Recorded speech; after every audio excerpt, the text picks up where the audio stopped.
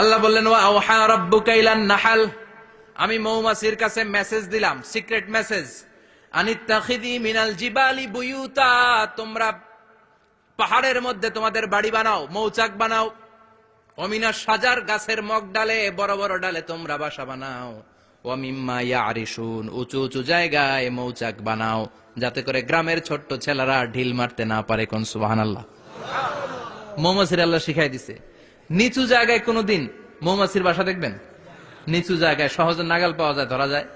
কথা কন, ডাল বে মগ ডালে ওঠা লাগে মধু খাইতে চাইলে। চিল্লায় বলেন ঠিক কিনা? আল্লাহ সিক্রেট মেসেজ দিলেন আর বললেন আনিত্তাখিযি। আলেম যারা আছেন বলেন তো, ইত্তাখিযি এটা কি মুজাক্কারের সিগা না মুয়ান্নাসের সিগা? কথা কইতে হবে। কেউ নাই এটার উত্তর দেওয়ার মতো? মুয়ান্নাস। মাশাআল্লাহ, এটা স্ত্রীবাচক শব্দ। আল্লাহ মৌমাছিকে যে মেসেজ করছে পুরুষ মৌমাছিরে কয় নাই, এটা নারী মৌমাছিরে কইছে। চিল্লা এখন সুবহানাল্লাহ। এখন গবেষণা করে দেখা গিয়েছে, কার্ল ভন ফ্রিচ একজন অস্ট্রিয়ান বিজ্ঞানী, উনি এটা নিয়ে গবেষণা করে 73 সালে 1973 নোবেল পেয়ে গেছে। এই আয়াতের উপর গবেষণা করে আল্লাহ কেমন করে সিক্রেট মেসেজ দিয়েছেন, কেমন করে মৌমাছি মৌচাকের বাসা বাঁধে, কেমন করে মধু আহরিত হয়, এটার উপর গবেষণা করে উনি একটা বই লিখেছেন, দ্য ডান্সিং বিজ। নেচে যাওয়া মৌমাছিগুলো, নাচতে নাচতে যেতে থাকা মৌমাছিগুলোর উপর একটা বই লিখে, দ্য ডান্সিং বিজ লিখে উনি নোবেল প্রাইজ পেয়েছেন এই মধুর উপরে। চিল্লায় পড়েন আল্লাহু আকবার।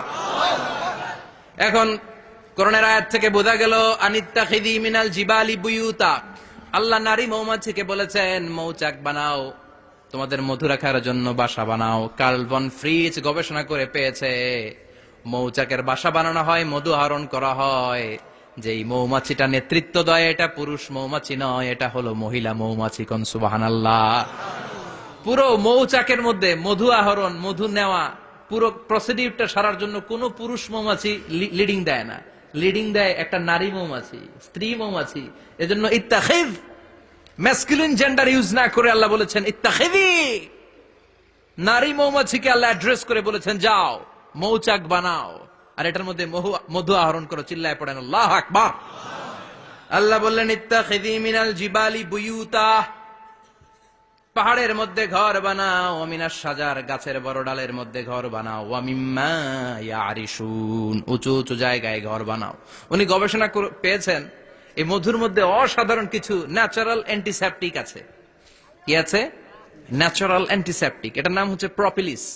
প্রপিলিস নামে একটা লিকুইড পাওয়া যায় মৌচাকের মধ্যে। এটা কাটা জায়গায় লাগা দিলে স্যাভলন, ডেটল কিছু লাগানো লাগবে না। ওই প্রপিলিসের কারণে আপনার কাটা জায়গা এমনি শুকায় যাবে। সুবহানাল্লাহ পড়েন।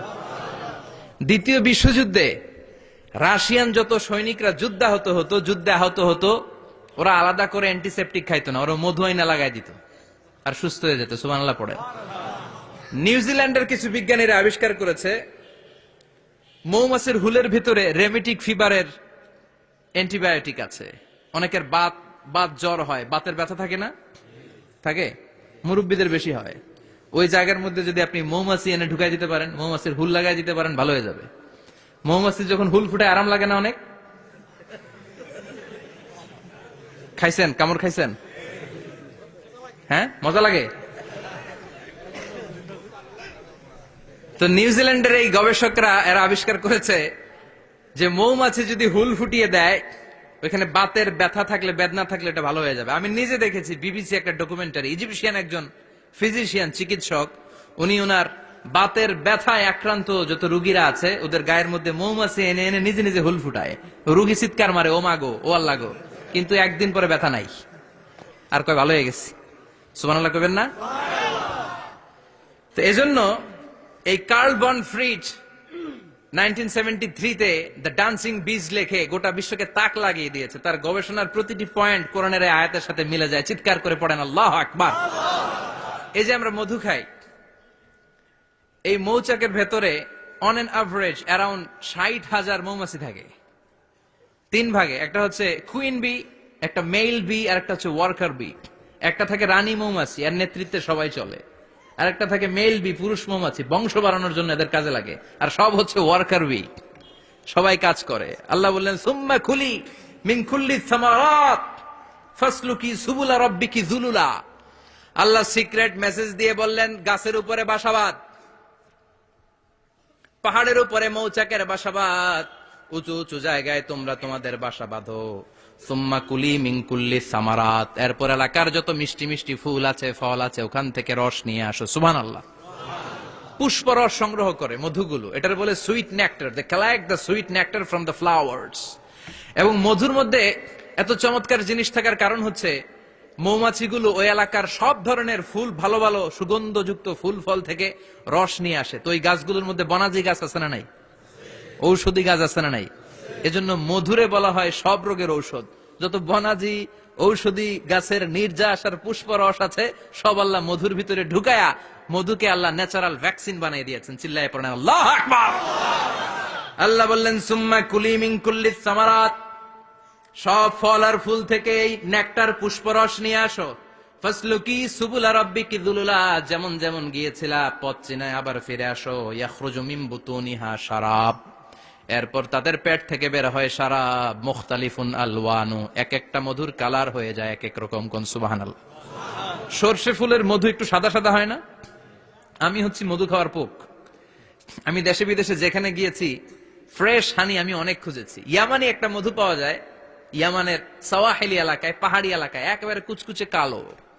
আবার অনেক মধু আছে কিছুটা খয়েরি এবং হলুদ বর্ণের। কিন্তু সরষে ফুলের যে মধুটা, এটা অনেকটা সাদা। এই পুষ্পরস নিয়ে মৌমাছিগুলো মৌচাকের মধ্যে ঢেলে দেয় না, এগুলো খেয়ে ফেলে। প্রত্যেকটা মৌমাছির পেটের ভেতরে আল্লাহ দুইটা করে স্টোমাক দিয়েছে, পাকস্থলী। সুবহানাল্লাহ পড়ে। এটাই কার্ল ভন ফ্রিচ দ্য ডান্সিং বিজ বইয়ের মধ্যে লিখেছে গবেষণায়, যে দুইটা পাকস্থলী। একটা পাকস্থলী দিয়ে মৌমাছি খায়, নিজে খেয়ে বাঁচে, আর একটা পাকস্থলী দিয়ে এই ফ্লাওয়ার নেক্টার, পুষ্প রস সংগ্রহ করে ওই পাকস্থলীতে রাখে। ওই পাকস্থলীর ভেতরে আল্লাহ একটা ন্যাচারাল এনজাইম দিয়েছেন। ওই এনজাইমের সাথে ওই পুষ্প রসটা মিক্সড হয়। তারপরে আরেকটা টিউব আছে, ওই টিউব দিয়ে মৌমাছি যে সে বাসার মধ্যে মৌমাছির যে সেখানে সাপ্লাই করে দিয়ে আসে, মধু ঢুকিয়ে দিয়ে আসে। চিল্লায় পড়েন সুবহানাল্লাহ।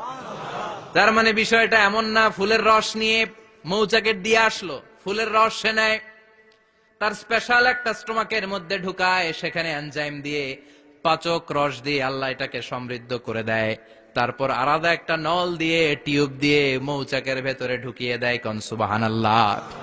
কি অসাধারণ পদ্ধতিতে আল্লাহ মধু বানালেন। আর কি সুন্দর মধু হাতের মধ্যে লয়া জিব্বা দিয়া চাটে আর গান গায়, মধু হই হই বিষা বাইলা। আছে না নাই? আল্লাহ শুকরিয়া নাই? মধু খায় আর গান গায়, মধু হই হই বিষা বাইলা, অনহারণে ভালোবাসার দাম নদিলা।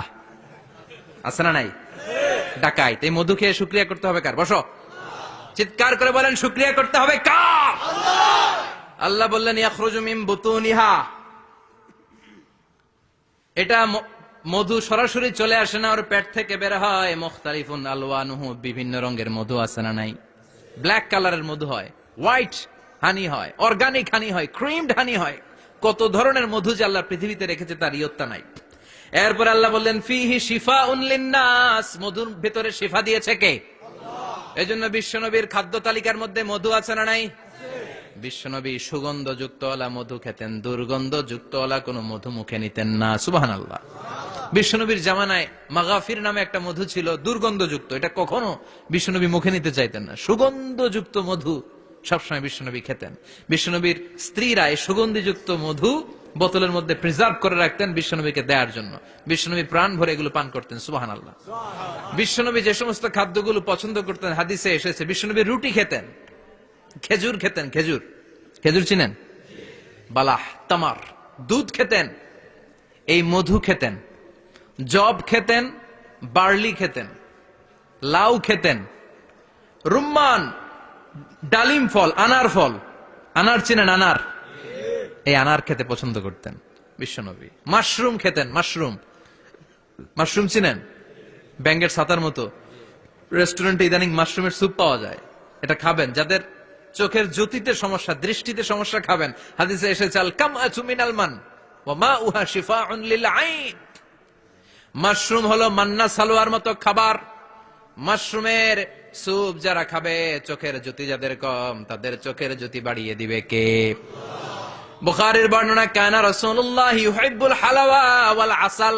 বিশ্বনবী মিষ্টান্ন খেতে বড্ড পছন্দ করতেন, আবার বিশ্বনবী বেশি বেশি মধু খেতে পছন্দ করতেন। সুবহানাল্লাহ। কোরআনে দুইটা জিনিসের ক্ষেত্রে আল্লাহ শিফা যোগ করেছেন, যে দুইটা জিনিসের সাথে সম্পৃক্ত হলে শিফা। এক হচ্ছে কোরআন পড়লে শিফা, অনুনাজ্জিলু মিনাল কোরআনি মা হুয়া। আবার কোরআনে এই আয়াতের ক্ষেত্রে বলা হয়েছে শিফা ফিহি শিফাউন লিন্নাস।